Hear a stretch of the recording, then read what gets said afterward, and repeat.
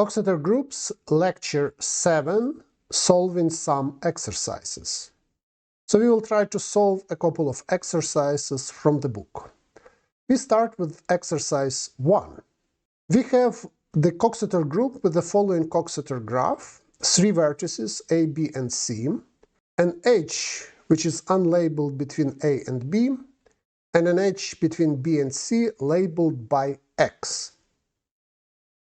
And we know that the following relation holds in this Coxeter group. BC, BC, ACA, BA, BCA, CBC, ABA, CBA, BAC, BC is equal to the identity. We need to determine X. So what do we know about the formulation of this problem?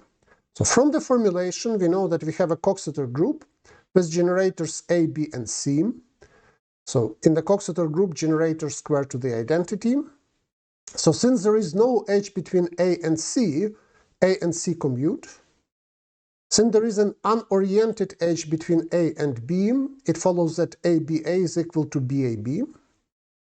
And we have an edge between B and C, which is marked by X. This means that BC to the power X is equal to CB to the power X is equal to the identity. We can write the same thing as BC, BC and so on X factors is equal to CB, CB and so on X factors. And we know that this X should be at least 4.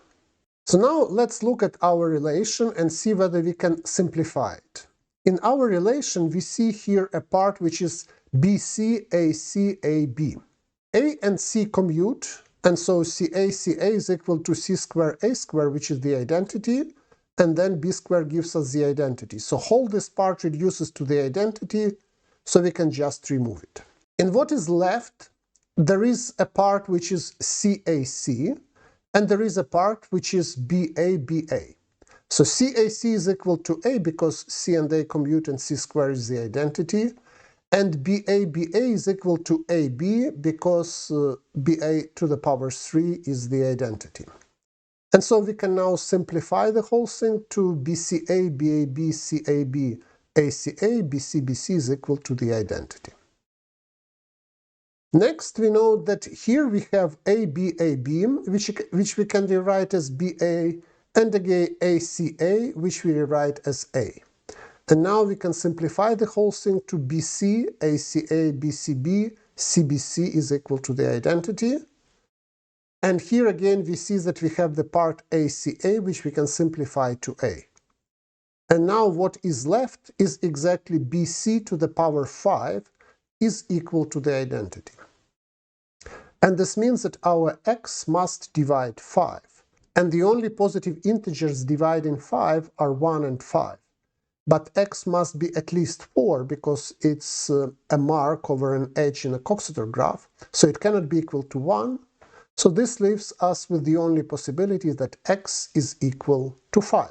And this completes the solution to our exercise. Next, let us solve exercise 10. Show that every t in T has a palindromic reduced expression. That is, we can write any such T as S1, S2 and so on as K, where SI's are Coxeter generators. Here K is equal to the length of T and Si is equal to Sk plus 1 minus I for all I. Solution. Let us recall that our set T consists, that's a set of all reflections, it consists of all conjugates of all elements in our generating set S.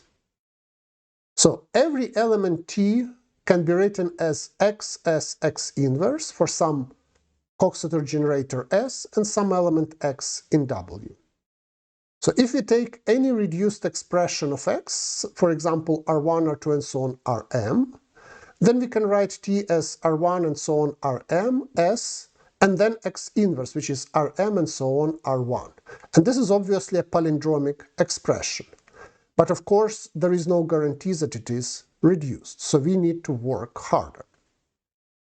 So let us additionally assume that our pair x, s is chosen such that m, which is the length of x, is minimal possible. Now, if our expression which we obtained on the previous slide is reduced, then we are done. There is nothing to talk about. We have a palindromic reduced expression. If this expression is not reduced, then we can of course choose I maximal such that the expression Ri and so on Rm s Rm and so on Ri is not reduced. So indeed the middle term s is obviously reduced, so we can choose I maximal such that the previous condition is satisfied.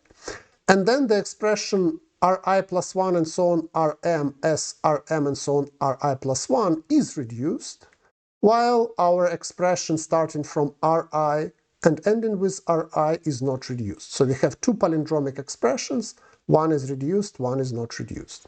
By our assumption that R1 and so on Rm is a reduced expression of x, from this it follows that the product Ri and so on to Rm and back, both these are reduced expressions. So now we can use the deletion property.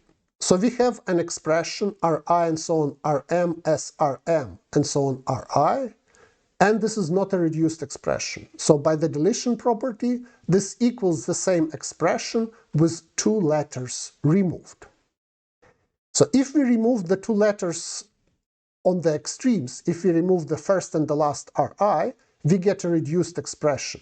This means that the two letters which we remove from the previous expression cannot come from this reduced expression. So at least one of the letters which we remove from the previous expression must be the first letter or the last letter.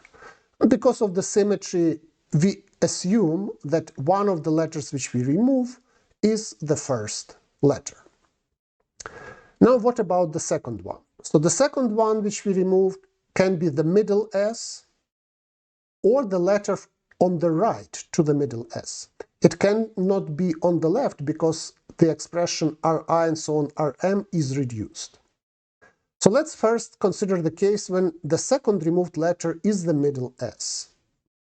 Then Ri and so on Rms is equal to Ri plus 1 and so on Rm, and hence the whole expression Ri and so on Rm as Rm and so on Ri collapses to Ri. So we delete S, and then Ri plus 1 Rm kills Rm and so on Ri plus 1, and what is left is just Ri.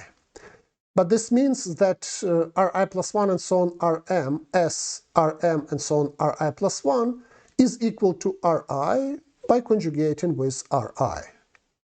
And in other words, we can remove Ri from x and still we will get t at the end. And this contradicts our minimality of m. So it is not possible that the second removed letter is the middle s. So it remains to consider the case when the second removed letter is to the right of the middle s, so it is one of Rm and so on Ri. So let's say this is the letter Rj, where j is between I and m. If j is equal to m, then we remove the two extreme Ri's, and we are left with Ri, so we get the same contradiction as above. So let us assume that we remove the letter Rj, where j is strictly smaller than m. Then, conjugating with Ri, we will get that our reduced expression, Ri plus 1 and so on Rm as Rm, and so on Ri plus 1, equals Ri and so on Rm as Rm and so on Ri minus 1 with Rj removed. So we added Ri on the left and we removed Ri on the right. And we kept our removed letter Rj hat. Now we have two expressions of the same lengths, and we know that the left one is, by our assumptions, reduced. This means that the right one also should be reduced. But now if we remove the common prefix, we get that Rj minus 1 and so on Ri equals to Rj minus 1 and so on Ri plus 1. And this contradicts our assumption that Rm and so on R1 is reduced. This obtained contradiction completes our solution. And finally, let us solve exercise 16a. Here is the formulation. Let W, S be a finite Coxeter system. Let G be the simple unoriented graph with vertex set S, in which two elements S and T in S are connected if and only if the value of ms, t is odd. Prove that two elements S and T in S are conjugate in W if and only if they belong to the same connected component of G. Solution. Assume first that we have two elements S and T which are connected by an edge in G. So this means that ST, ST, and so on, ST is equal to the identity, where on the left we have 2 times m s, t factors. Multiplying with t on the right, we rewrite this as ST, ST, and so on s. Here we have 2m s, t minus 1 factors is equal to t. But since MST is odd, this has the following form. So we have ST and so on t. Here we have MST minus 1 factors at the even number. Then we have times S, and then the previous element in the opposite order, TS and so on TS, again MST minus 1 even number of factors, which is equal to T. And this implies that the elements S and T are conjugated in W. And since conjugation is an equivalence relation, it follows that all elements in the same connected component of G are conjugated. So if the two connected elements are conjugated by the equivalence condition, we get that everything in the connected component is conjugated. Now we need to prove the only if statement. We proved the if statement, we need to prove the only if statement. So let K be a connected component of G. Consider the following map from S to plus minus 1. Let us denote it by F. And this map sends elements in K to minus 1 and elements in S minus K to 1. So we claim that this map extends uniquely to a homomorphism from W to the multiplicative group plus minus 1. And of course, since our W is given by a presentation, we only need to check the relations. The relations that S square is equal to the identity is clear, so S is sent to plus or minus 1. When we square it, we get 1. So that's clear. Now, if we have two elements S and T which are both in K, they are both sent to minus 1. And so the relation minus 1 times minus 1 to some power is equal to 1 is clear. If both S and T are not in K, then they are both sent to 1, and then the relation 1 times 1 to some power is equal to 1 is obvious. Nothing to check here. Finally, the complicated situation. Assume that S is in K and T is not in K. Then S is sent to minus 1, while T is sent to 1. However, by our definition of G, if S is in K and T is not in K, the value of ms, t is either even or it is equal to infinity. And if this is equal to infinity, then there is nothing to check, there is no relation. So this case is done. It remains to consider the case when MST is even. If MST is even, then we need to check that minus 1 times 1 to the power MST is equal to 1. And this is of course true because MST is even.